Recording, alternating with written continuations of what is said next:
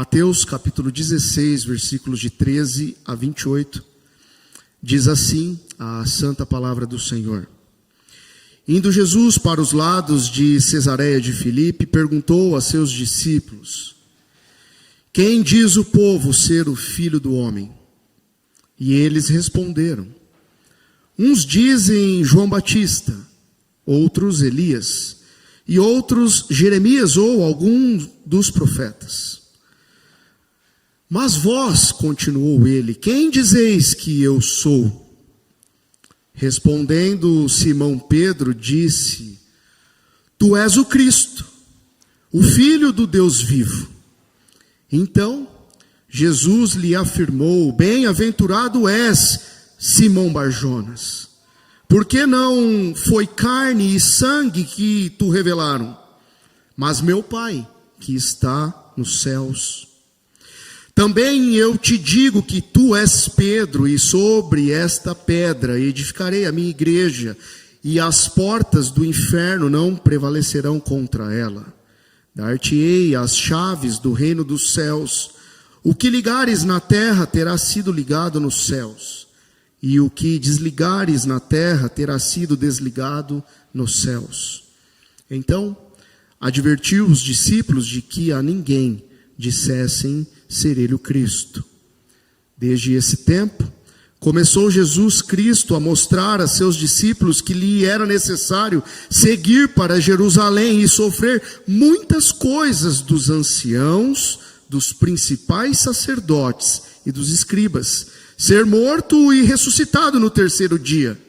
E Pedro, chamando-o à parte, começou a reprová-lo, dizendo: tem compaixão de ti, Senhor, isso de modo algum te acontecerá. Mas Jesus, voltando-se, disse a Pedro: arreda, Satanás, tu és para mim pedra de tropeço, porque não cogitas das coisas de Deus, e sim das dos homens. Então disse Jesus a seus discípulos: se alguém quer vir após mim, a si mesmo se negue, tome a sua cruz e siga-me. Porquanto quem quiser salvar a sua vida, perdê-la-á. E quem perder a vida por minha causa, achá-la-á. Pois que aproveitará o homem se ganhar o mundo inteiro e perder a sua alma? Ou que dará o homem em troca da sua alma? Porque o Filho do Homem há de vir na glória de seu Pai com os seus anjos, e então retribuirá a cada um conforme as suas obras. Em verdade vos digo que alguns há dos que aqui se encontram, que de maneira nenhuma passarão pela morte, até que vejam vir o Filho do Homem no seu reino. Até aqui a leitura da Santa Escritura. Oremos uma vez mais. Senhor, a tua bendita palavra foi lida nesta hora. A tua santa e absoluta palavra foi lida nesta hora. A tua palavra que é luz para os nossos caminhos, não só é lida agora, mas nós ansiamos por aprender mais de ti, Senhor. Por isso nós te suplicamos, dirija-me, seja a tua voz a falar ao coração daqueles que me ouvem nesta hora, especialmente aqueles que estão presentes aqui no templo. Retire de nós as distrações e faça, Senhor, com que nós deixemos de ser meros ouvintes da tua palavra e passemos a sermos praticantes dela. Essa oração nós fazemos em nome do nosso Redentor, Jesus. Amém. Irmãos, no texto que nós acabamos de ler, um texto longo, dando sequência à série Cristo, o Rei da Glória, nós vamos observar, em primeiro lugar, Jesus tratando de nos ensinar a respeito de sua própria pessoa. Em segundo lugar, esse texto vai nos ensinar a respeito de sua obra. E em terceiro lugar, esse texto vai nos ensinar do custo de ser um discípulo de Cristo, um seguidor dele. Por isso, nesta noite, nós atribuímos o tema desta mensagem como sendo o tema no formato de uma pergunta, um questionamento. E o tema é: o que se exige no reino de Deus? O que se exige no reino de Deus, de você e de mim? E nós veremos 3 verdades nesta noite. Em primeiro lugar, se exige de nós confissão, versículos de 13 a 20. Nós devemos confessar o reinado do nosso Senhor. A segunda verdade desse texto, versículos 21 a 23, nos mostra que a segunda exigência para você e para mim é nós andarmos em submissão. Neste reino é exigido de nós submissão, versos 21 a 23. E em terceiro lugar, no reino de Deus se exige de nós transformação, versículos 24 a 28. Em primeiro lugar, irmãos, vamos entender aqui o breve contexto da nossa passagem. E o contexto aqui nos mostra, nos revela que Jesus estava convivendo com um fato que refletia a ideia de que a sua autoafirmação de ser o Messias não estava sendo bem aceita.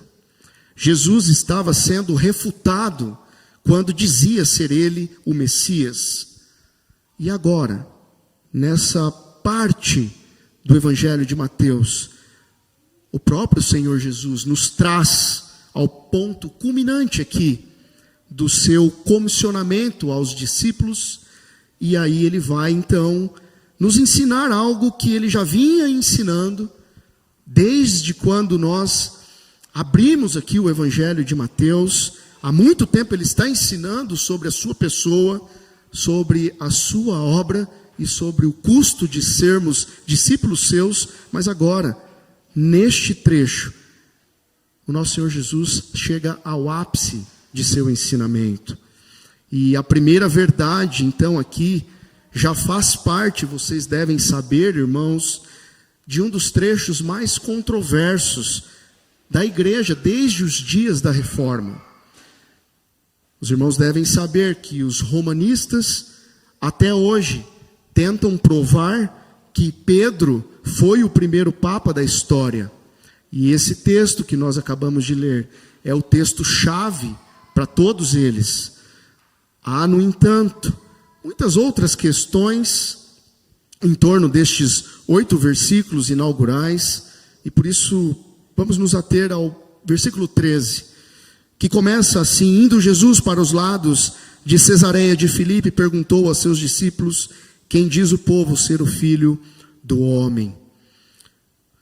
O Senhor Jesus aproxima de si os seus discípulos, e isso nós estamos repetindo constantemente, domingo após domingo aqui. Quando o Senhor Jesus traz para perto de si os seus discípulos, é algo muito importante o que tem a ensiná-los.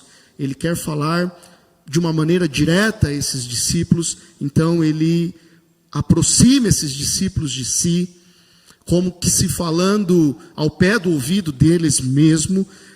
E Jesus faz 2 perguntas confrontadoras, 2 perguntas difíceis, 2 perguntas daquelas que nós vivemos querendo escapar, não só delas. E Jesus então inicia a sua primeira pergunta confrontadora: quem dizem que eu sou? E o que vocês afirmam sobre mim? Quem sou eu para vocês? Jesus então faz o uso do argumento de perguntar, irmãos. Agora, antes que você, de alguma maneira, se pegue a pensar por que Jesus está perguntando, já que ele é aquele que adentra o coração, perscruta o coração, será que Jesus não sabe o que esses discípulos sabem a seu respeito, ou o que o povo fala a respeito de quem ele é? Não é isso, irmãos. Quando Cristo pergunta algo, nunca é porque ele desconhece esse algo. Não é porque ele quer alguma informação, alguma instrução. Não. Nunca é por conta dele possuir dúvida. O nosso Deus tudo sabe. De modo algum é isso. Quando Jesus pergunta aos seus discípulos aqui, ele confronta esses discípulos. Ele coloca esses discípulos numa posição de confronto. E por isso ele diz isso.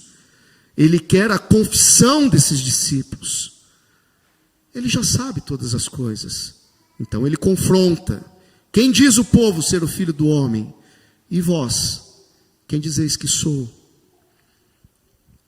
Jesus está nitidamente então mostrando que no reino dele se exige confissão. Sabe, irmãos, e agora uma questão inicial já é necessária.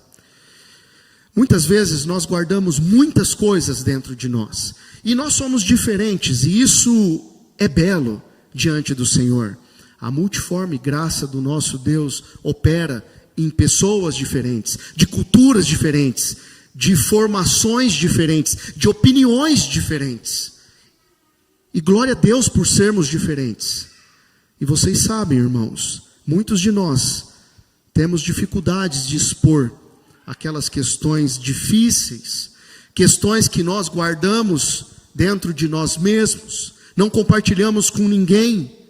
E esse tipo de pergunta do Senhor Jesus vem exatamente a você e a mim, para que a gente pare de imaginar que Ele desconhece alguma coisa que está dentro do nosso coração. Ele não desconhece. E evidentemente que ao ler um texto desse, você precisa ser confrontado, e eu também. Porque Ele sabe todas as coisas, então Ele nos confronta. Quem que nós pensamos ser Jesus?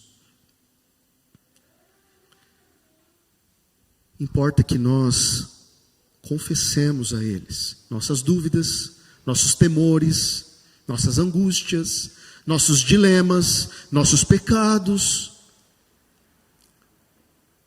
Importa que nós confessemos a Ele. Ele sempre nos ensinou: aquele que com a boca me confessa e aquele que crê de todo o coração que eu sou o Cristo, então este é salvo. Porém aquele que se envergonha de mim, que esconde coisas de mim, que não confessa o meu nome, aquele que não admite que eu sou o Rei, que eu sou o Cristo, eu também terei vergonha dele quando eu voltar e julgar este mundo.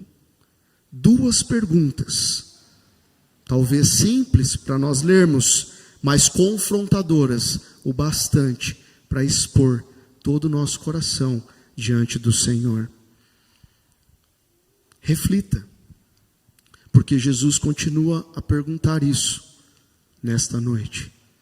Quem Ele é para ti? O que Ele representa para você? Jesus quer respostas convincentes, não respostas que demonstrem um desempenho meritório, mas respostas convincentes, respostas absolutas, respostas comprometidas, respostas que confirmam que Ele é o Messias. Se aqueles que estavam antagonizando Ele, não dando crédito a Ele, de que Ele é o Filho de Deus, o Messias, o Filho unigênito do Pai, nós não podemos titubear ao responder que Ele é o Messias. Ele é o autor da salvação. Só após a confissão é que Ele vai passar a ensinar sobre a natureza de sua obra que Ele mesmo fará em favor de todos os seus, obra que Ele fará em nome de toda a igreja. E o texto vai nos encaminhar para esse momento em que Ele está se movendo para Jerusalém, Ele está prestes a se entregar na morte de cruz. Uma nova lição para nós é que se nós não entendemos de uma maneira como Deus quer que nós o entendamos, Se nós não entendermos a sua pessoa, a gente também será incapaz de entender a sua obra, o que ele faz em nós e qual é o motivo que ele trabalha em nós. Reflita um pouco mais, porque aqueles que estavam circundando ali Jesus, eles estavam dando respostas boas. Eles estavam elogiando Jesus. Porque no verso 14 nós somos informados que o povo estava respondendo, uns dizem ele é João Batista, outros estavam dizendo é Elias, outros Jeremias, algum dos profetas. João Batista talvez porque o próprio Herodes circulava uma história naquela época em que João Batista tinha ressuscitado, e talvez essa ideia de que Jesus é João Batista advém dessa história de Herodes. Outros estavam respondendo Elias porque provavelmente estavam vendo os milagres que Jesus estava fazendo. Então estavam comparando ele a Elias, fazendo elogios a ele. Outros estavam comparando ele a Jeremias, talvez também porque viram ele chorando diante do túmulo de Lázaro, por exemplo. Elogios, palavras boas, palavras dóceis. Mas apesar de todos esses elogios, de todas essas palavras, confissões equivocadas, enganosas, irmãos. E Jesus considera isso. Jesus rejeita essas confissões. Por isso no versículo 15 ele continua, mas e vós? Ou seja, eles estão errados. Eles estão enganados a respeito da minha pessoa. Mas e vós? Quem dizeis que eu sou? Reflita novamente nessa segunda pergunta. O que vocês, discípulos, pensam? E veja se nessa mesma pergunta que ele faz, ele não acaba por separar aqueles que são seus das opiniões das multidões. Aqueles que são seus devem possuir respostas diferentes das respostas que as multidões oferecem. A resposta do discípulo não pode ser uma resposta mundana. Sim, Jesus quer que eles, os seus discípulos, mostrem, revelem a Ele onde é que os seus compromissos estão, onde é que a sua convicção repousa. O que vocês pensam sobre mim? O que vocês vão dizer ao seu próximo a respeito de mim?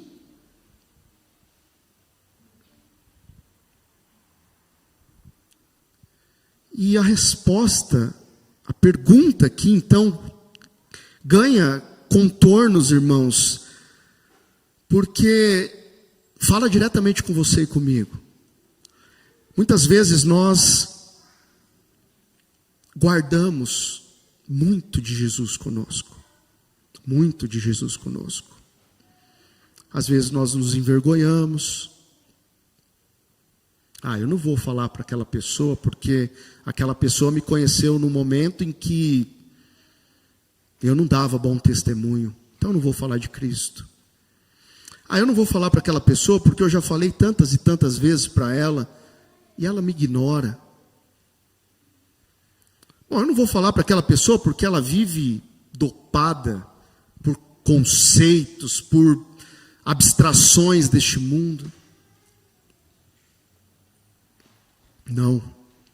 Não, nós devemos agir como Pedro, no versículo 16. Pedro responde a essa pergunta, e ele professa a resposta, como porta-voz do grupo. Pedro diz, tu és o Cristo, Filho do Deus vivo. E sabe, irmãos, aqui nos sinóticos, Pedro é chamado apenas 2 vezes de Simão, apenas 2 vezes, e isso nos mostra uma ocasião solene. Mateus, o evangelista, está identificando esse cenário como um dos cenários mais solenes da Escritura. Um dos cenários em que nós devemos reverenciar de toda forma, porque Pedro está afirmando que Jesus é o Messias. E ele está, de forma pessoal, acreditando que Jesus é o Messias. Aqui na língua grega há 4 artigos definindo essa resposta, o que nos mostra a ideia em que Pedro não está fugindo da resposta. Pedro não está dizendo: Senhor, o Senhor sabe, pessoalmente eu acredito que seja o Messias, mas o Senhor sabe que muitos não creem. Não, Pedro não faz isso. Pedro vai direto: és o Cristo, Filho vivo de Deus. Aliás, estudiosos, quando se debruçam a estudar essa confissão petrina, a exemplo do Dr. Eber, reconhece que essa confissão é a primeira vez em que há o reconhecimento da união hipostática de Cristo, a união das duas naturezas, a união do Deus homem com o Deus Todo-Poderoso. És o Cristo esperado, o Messias prometido. Tu és aquele profetizado por todos os profetas. És o nosso libertador. Uma ênfase na resposta, a ênfase que você e eu devemos ter. Não devemos ter dúvida, irmãos. E aqui, dos versos 17 a 20, temos então a proclamação apostólica dessa confissão. A pregação apostólica dessa confissão, tornando-se o próprio fundamento da igreja. No versículo 17, depois que Pedro confessa, dando ênfase a Jesus, Jesus o abençoa. Jesus diz: és abençoado porque não descobriu isso sozinho. Essa confissão não foi resultado de nada que seja humano, Pedro. Essa confissão, ela chegou até você porque meu Pai abriu os seus olhos. Tu és Pedro, e sobre esta pedra edificarei a minha igreja, e as portas do inferno não prevalecerão contra ela. Versículo 18. Lembram que no começo eu disse que aqui reside muita controvérsia. Desde a reforma, muita controvérsia a respeito desta afirmação do versículo 18. E nós não temos tempo para entrarmos em todas essas controvérsias. Mas é plausível nós refutarmos minimamente a posição dos papistas. Por exemplo, a igreja romana entende que quando Jesus diz que Pedro és a pedra e sobre ela a igreja será edificada, não pode nos dar a entender que Pedro é o fundamento da igreja, é a pedra da igreja, é o primeiro papa da igreja.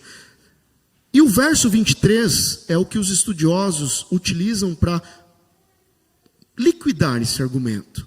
Porque logo no versículo 23, Jesus diz a Pedro: arreda, Satanás, tu és para mim pedra de tropeço. Não é pedra de dar base à igreja, mas é pedra de tropeço.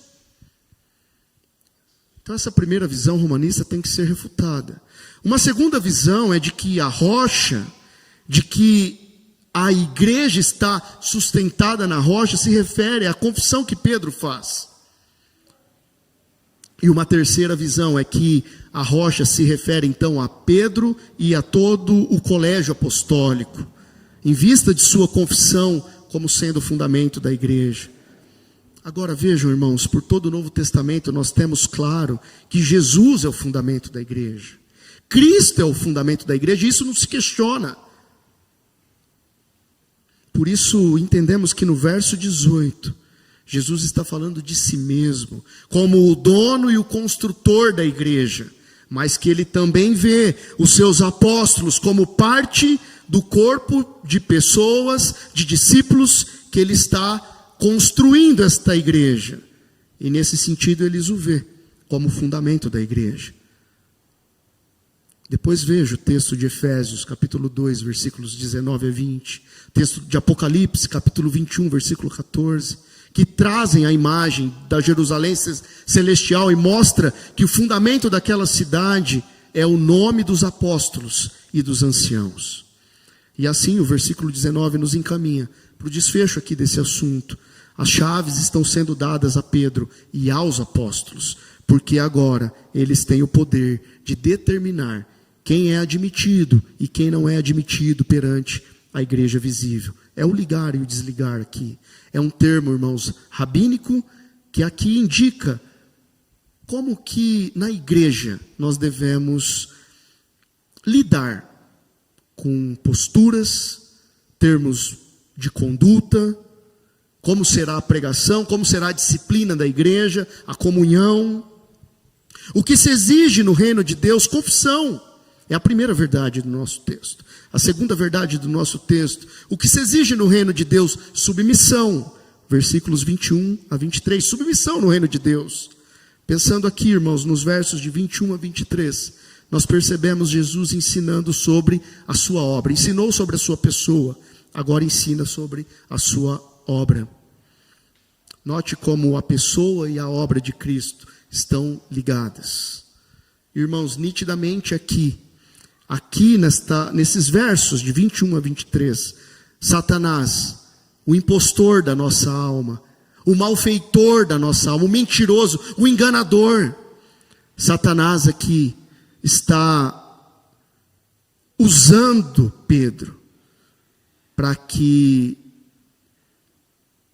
houvesse a destruição da compreensão aqui dos apóstolos sobre a obra de Cristo. Pedro aqui, ele está sendo tentado por Satanás. Pedro aqui está agindo de uma maneira subversiva. Pedro aqui está agindo de uma forma em que o boicote é anunciado. Pedro pretende sabotar a verdade. Pedro, ele mesmo, quer impedir Jesus de prosseguir em sua gloriosa missão. Essa é a verdade dos versículos 22 e 23. E desde logo, nós devemos refletir sobre isso. Quantos de nós, irmãos, também queremos sabotar os planos de Deus? Queremos colocar a mão, queremos dar o nosso jeito, queremos impedir que a obra do Senhor se realize por meio de nós, por intermédio de nós. Senhor, eu não tenho tempo, eu estou atarefado, eu não tenho condição de me dedicar a esse trabalho. Já tem quem faça, eu não preciso fazer, eu não sou útil. Nós nos sabotamos, irmãos. Nós nos boicotamos, nós nos anulamos. Deixe-me ser mais claro. Sabe, aqueles que nos cercam e constantemente querem minar a nossa fé? Sabem, aqueles que são apáticos e de forma constante agem com desânimo e põem negatividade em tudo?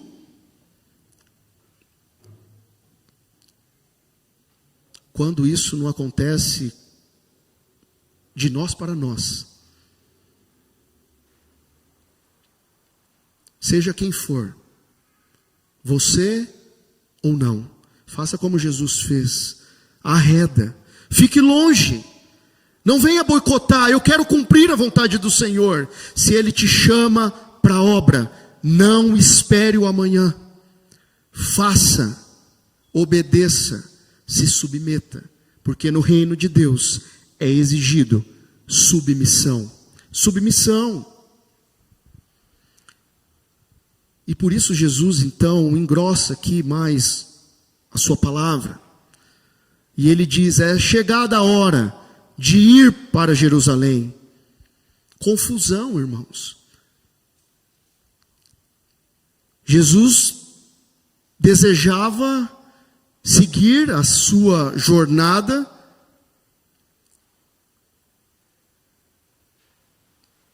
e os discípulos sabiam que ir para Jerusalém implicava em problemas. Ele já tinha acabado de ser ameaçado. Os discípulos viam sofrimento, riscos, morte. Mas Jesus, amparado, sustentado pelos eternos desígnios de Deus, ele não titubeia. E ele vai dizer isso. No verso 23, ele pede para Pedro ficar longe. Ele diz que Pedro é pedra de tropeço, porque ele não cogita das coisas de Deus, e sim das coisas do homem. Jesus está dizendo: eu vou para Jerusalém, eu vou para lá, eu vou ser vilipendiado, eu vou ser traído, vou ser moído, vou ser estrangulado, zombado, serei escárnio. Irei para lá e serei alvo da declaração mais injusta da história, de que aquele que é santíssimo foi considerado por um pecador como um réu de morte, indigno de ter uma vida. Eu estou indo para ser morto. Arrede de mim, eu irei, cumprirei a minha missão. E assim tem que ser com você e comigo.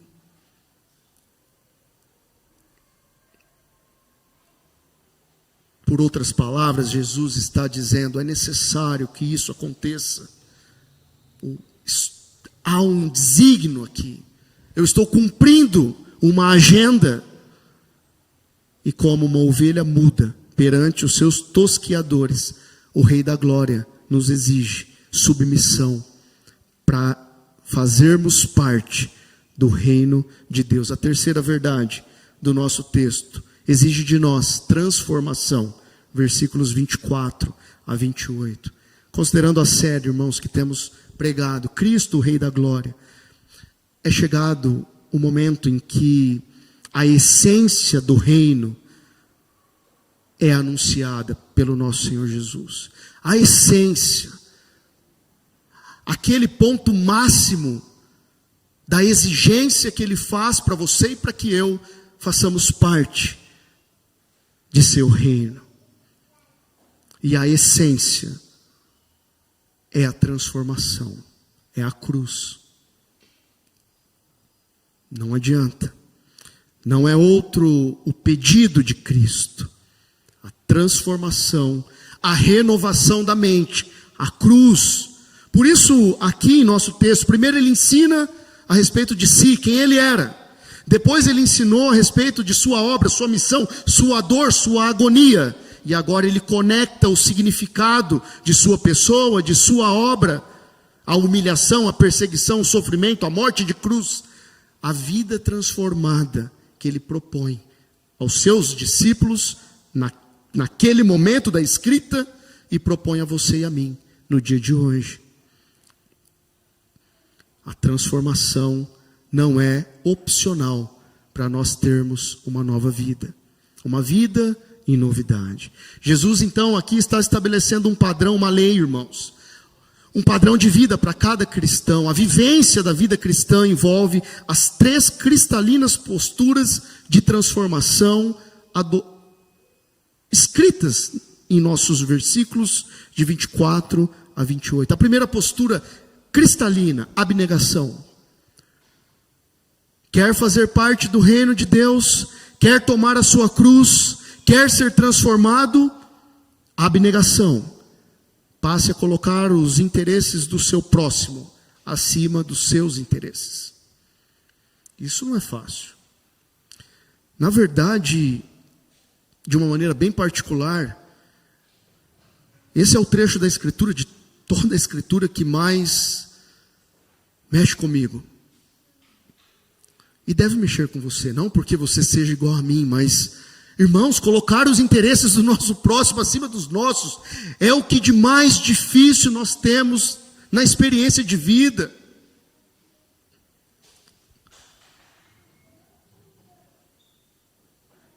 Amar aqueles que nos amam, atender os pedidos dos que nos amam, fazer os gostos de um filho, de um irmão em Cristo, joia. Mas dá para ir dificultando. E quando nós recebemos uma ligação 3 da manhã,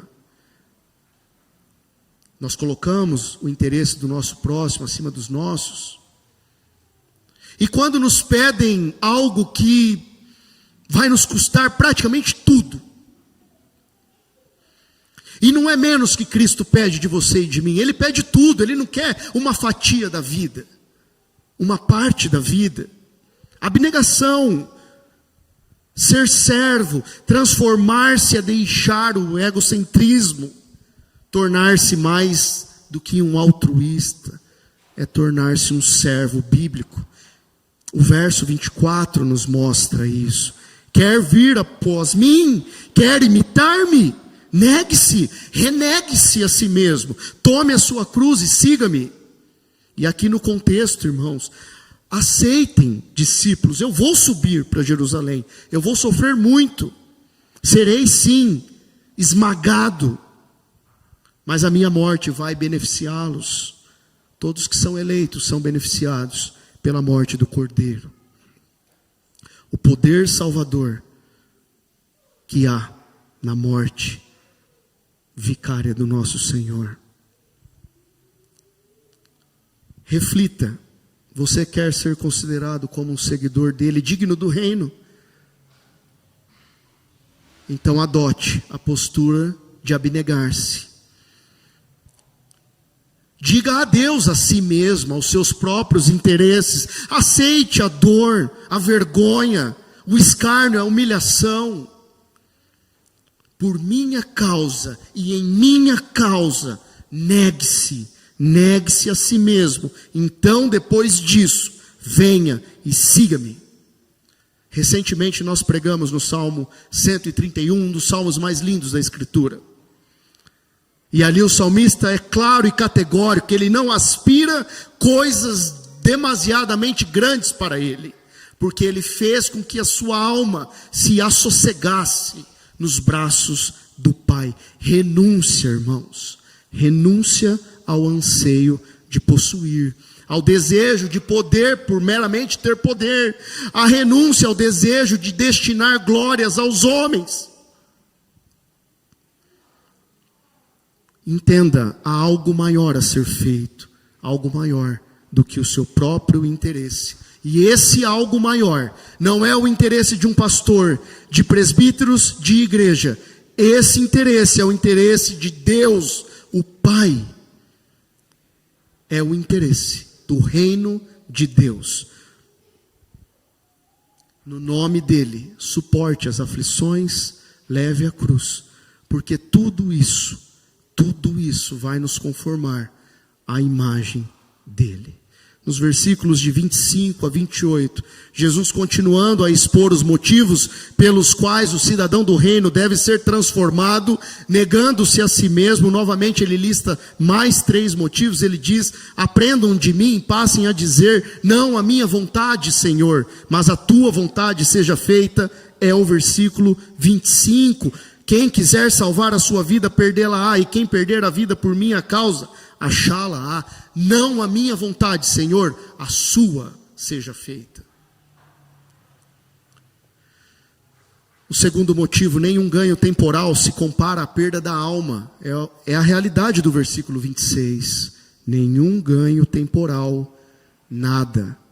Nenhum feito, nenhum recurso, nenhum diploma, nada que seja temporal se compara à perda da alma. Versículo 26, pois que aproveitará o homem se ganhar o mundo inteiro e perder a sua alma? Ou que dará o homem em troca de sua alma? Diplomas, gabarito, desempenho, poder. Não, nenhum ganho temporal se compara à perda da alma. E o terceiro motivo, negue-se a si mesmo. Há um terceiro motivo, porque o juízo final, conduzido pelo Filho, será de acordo com a abnegação do cidadão do reino. Versículos 27 a 28, porque o Filho do homem há de vir na glória de seu Pai, com os seus anjos, e então retribuirá a cada um conforme as suas obras. Retribuirá a cada um, como você tem se apropriado dessa atitude de se renunciar, de colocar os interesses do seu próximo à frente dos seus.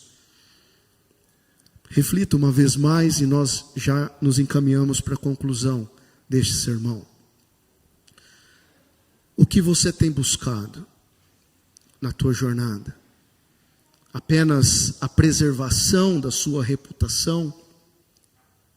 Se sim, você perderá a vida real. A vida real, porque ela não pode ser encontrada quando você se coloca no centro das coisas. Lembremos, irmãos, a nossa oração, ensinada por Jesus pelo Pai, é: venha o teu reino. A nossa oração não é: venha o meu reino, as minhas coisas. Reflita nisso, é importante. Eu não posso saber. Concluindo esse sermão, reafirmo que se exige no reino de Deus confissão, submissão e transformação. Você percebe aqui, irmãos, que Jesus vence todas as artimanhas do enganador. O enganador maior que é Satanás. Quando ele exige de você e de mim confissão, submissão e transformação. Talvez você passou esse sermão reflexivo e pensando: eu já o confesso, pastor. Eu já coloco os interesses do meu próximo acima dos meus. Mas lembre-se, e glória a Deus se você já faz isso, mas lembre-se, nós ainda não podemos confessá-lo de forma perfeita. Nós ainda não podemos nos submetermos a Ele de uma forma perfeita, nem muito menos nós somos transformados de uma forma perfeita. Mas não desista, porque Ele nos ajuda de fé em fé. Quando a gente coloca o problema do outro, deixa de lado o nosso problema, o nosso ego, o nosso lamento, Ele nos ajuda. Sabe, prefiramos dizer sempre: eu sei que Ele conduz a história, eu sei que Ele sabe do amanhã, e se Ele me requer isso hoje, é porque amanhã Ele proverá. O que você quer? O que você precisa? Sonde-se. É diferente do que Deus quer, daquilo que você precisa. Negue-se a si mesmo. Não faça como Pedro. Pedro quis tentar impedir Jesus a cumprir o plano soberano dele. Fuja dessa falsa compaixão aqui do versículo 22. Por acaso você ou alguém pode frustrar, bloquear, dissuadir o plano de Deus? Confessem, irmãos, que Ele é Deus. Independentemente do ponto de vista dos homens da nossa época ser um ponto de vista míope, a igreja ao longo dos séculos sempre confessou, juntamente com Pedro aqui, nessa confissão, que Jesus é o Messias, o Filho de Deus vivo, do Deus vivo, o Deus unigênito. Jesus é muito mais do que um tema de estudo, um tema de mente, teológico. Jesus é o próprio mistério da encarnação, a corporificação perfeita de Deus no Filho. Jesus Cristo é perfeita e inteiramente divino. E é isso que nos motiva a perseguirmos a carreira que Ele nos propõe, que é boa, de fé em fé, pregando o Evangelho de Cristo, que é o poder de Deus, que transforma vidas, transforma coração de pedra em coração de carne.